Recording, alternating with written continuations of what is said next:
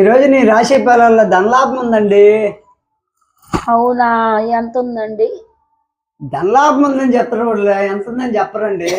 ఏ ద్వారానండి? నిన్న కూడా ధనలాభం ఉందండి. మరి నాకేం రాలేదే, నువ్వేమి ఇవ్వలేదే. నీకు ధనలాభం ఉంటే తీసుకునేది నేను కదా. నాకు ధనలాభం ఉంటే నువ్వు నాకు ఇవ్వాలి, నేను చాట తీసుకునేది ఏంటి?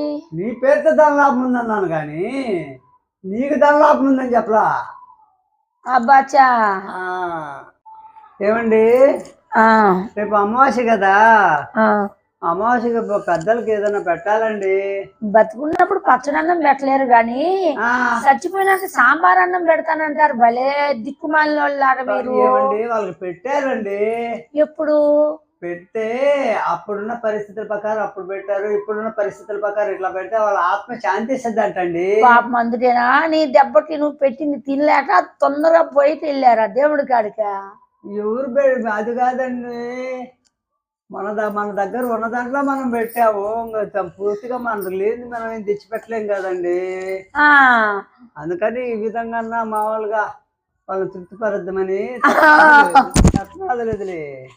అనుకుంటున్నాండి.